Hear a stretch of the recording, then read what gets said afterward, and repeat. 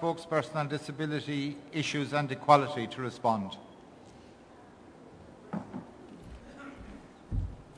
Thank you very much, Chair. Kathleen Lynch, Cork North Central branch. Just listening to the contributions tonight and listening to what Senator Prendergast has said, I think more and more we're going to have to come to the conclusion that this is quite a unique opportunity for the Labour Party. I can never understand why in this country we can't do as other European countries have done. We have less of a population. It's not as if we're less talented or less intelligent. We are about average on that score. And yet we have a health service that we continuously find fault with, that does not deliver and will still refuses to treat everyone equally. I'm convinced that if we continue to put issues like equality into boxes, then the issue of equality itself will never permeate all of our lives. I know there's someone probably trying to get in, is there? Could I say that when it comes to health in this country, we must start again. I know that's a daunting task, and I know most people really feel at this stage that they don't want to do it. But we must start again, and we must once and for all provide a health service that's free at the point of access and delivers to the people that need it.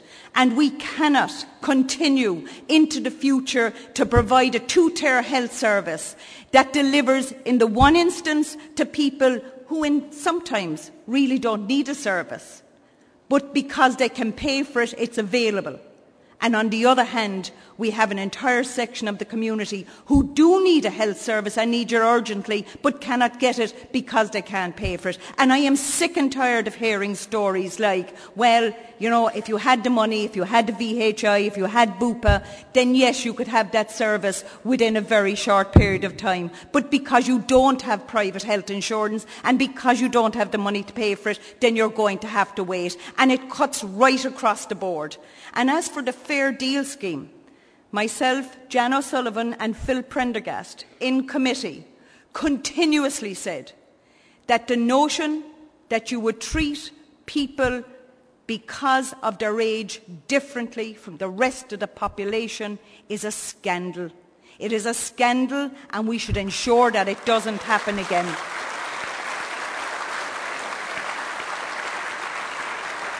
If any one of us in this hall were unfortunate enough to get early onset dementia, which could happen from your 30s onwards, would any of us be asked to put a lien on our house in order to pay for our care into the future? No, we wouldn't. It wouldn't be tolerated. But if you're over 66, you'll be asked to do that. And I think that's outrageous. And we shouldn't allow that to happen. At the heart of the Labour Party is equality. And at the heart of equality must always be that we are blind. We are blind to everything other than the needs of the individual and the needs of society. And that's what we should be driving home. And we should continue to say to people that the Labour Party has in the past and will in the future provide a health service that will give us a healthy community, healthy individuals, and we will provide a health service that the rest of Europe is providing at present, but it will cost. And I think we have an opportunity now where people will listen to us. And that opportunity is for a better future, for a healthy future, and for a future that says that just because you're poor, you cannot have a health service. Just because you're old, you must now donate part of your house. Listen, lads, donate part of a house that you probably won't have paid for by the time you're 70 anyway. And you will probably have to fight the bank, you know, for whatever lien they have on the mortgage. So society is changing. We're changing. And we have an opportunity, and we should seize it with both hands. When Mary Harney said years ago, we are at crossroads. It is Boston or Berlin. The Labour Party should stand firm and say we are going to Berlin and we want nothing of Boston. Thank you.